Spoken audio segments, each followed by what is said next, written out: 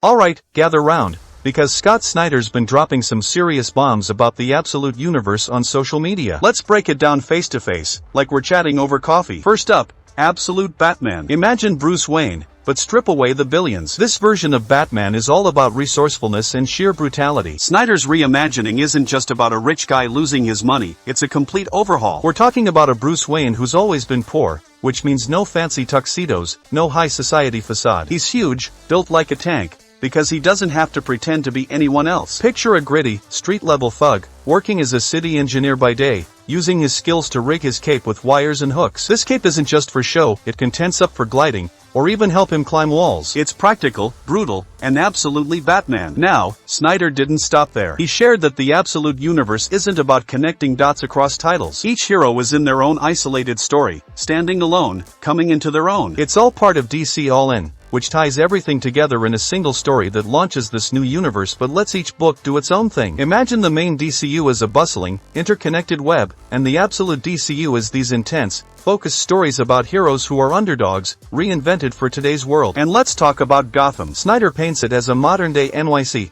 with shiny new skyscrapers looming over the old, gothic gargoyles. It's colder, more epic, a perfect stage for our gritty Batman to operate in. But wait, there's more. Snyder dropped a fun nugget about a pitched but never realized crossover between DC and Marvel. Picture this, the Source Wall falls, and who's standing there but the Silver Surfer? It's a crossover dream that almost happened. If you're keeping track, the Absolute Universe is kicking off with 8 books. We know about Absolute Batman by Scott Snyder and Nick Dragotta, Absolute Superman by Jason Aaron, Absolute Wonder Woman by Kelly Thompson, and Absolute Flash by Jeff Lemire. Al Ewing is tackling Absolute Green Lantern, and Denise Camp has Absolute Martian Manhunter. It's a stellar lineup of writers and artists ready to reinvent these iconic heroes. So, get ready for October 9th, when Absolute Batman hits the shelves. It's a fresh, raw take on Bruce Wayne that you won't want to miss. Snyder's been teasing us with all these details, and if this isn't the most exciting shakeup in the DC universe, I don't know what is. Meanwhile, picture this, the epic showdown between Spider-Man and the Green Goblin reaches its thrilling conclusion, and it's exactly the ending Norman Osborn deserves. Amazing Spider-Man number 54 delivers on every level, wrapping up the saga of the Spider-Goblin in a way that's both unexpected and perfect. So, let's dive into it. Writer Zeb Wells is nearing the end of his run on Amazing Spider-Man,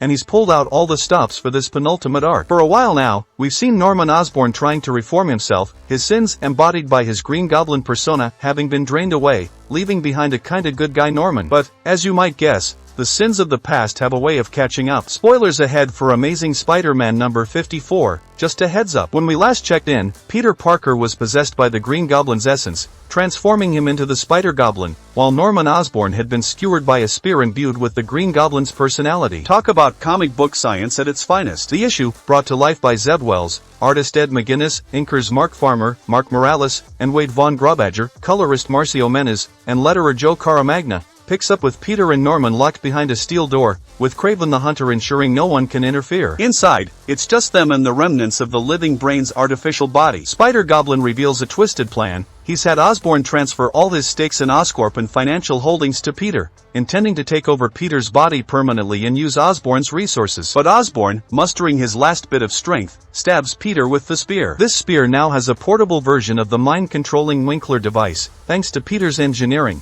trapping the Goblin personality once again. In a desperate move, Peter smashes the device, thinking he can destroy the Goblin for good, but it backfires, releasing the Goblin instead. In a final act of redemption, Osborn tries to take the Goblin back to free Peter from it. The living brain, now forming itself into a helmet, convinces Peter to allow the Goblin back into his body. Once Peter does, Osborn dons the living brain helmet. It's a wild, intricate dance of comic book logic, but it gives Norman Osborn a fitting, complex end, balancing his past sins with his attempts at redemption. This issue encapsulates the best of Wells' run, delivering a conclusion that's both satisfying and true to the characters we've come to know so well. In other DC Comics news, have you heard the latest about Lanterns? New details are emerging about when production will kick off and what DC Studios has in store for casting Hal Jordan. Last month, it was announced that DC Studios' Lanterns received an 8-episode, straight-to-series order from HBO. It's no longer just a Max streaming exclusive. This looks like the Green Lantern reboot we've all been eagerly waiting for over the past decade. Chris Mundy, known for True Detective, Night Country,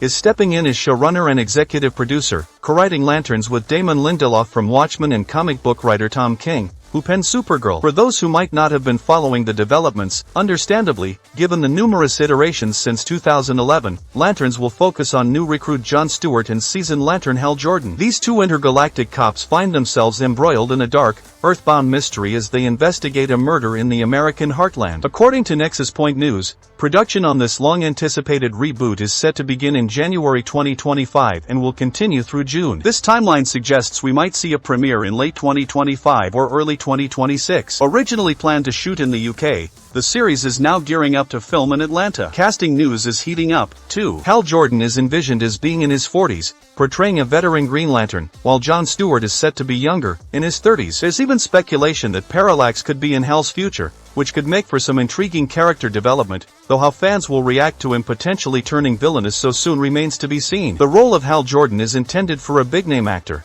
with casting for Jon Stewart to follow, likely for chemistry reads between the two leads. Rumors are swirling, with Channing Tatum reportedly near the top of DC Studios' wishlist, although this latest update might take Glenn Powell out of the running. When the creative team for Lanterns was first revealed, James Gunn and Peter Safran, co-chairman and co-COS of DC Studios, shared their excitement in a joint statement. "We're thrilled to bring this seminal DC title to HBO with Chris, Damon, and Tom at the helm." Jon Stewart and Hal Jordan are two of DC's most compelling characters, and Lanterns brings them to life in an original detective story that is a foundational part of the unified DCU we're launching next summer with Superman. As of now, Lanterns doesn't have a confirmed premiere date, but with all these exciting updates, it's shaping up to be a pivotal addition to the DC universe.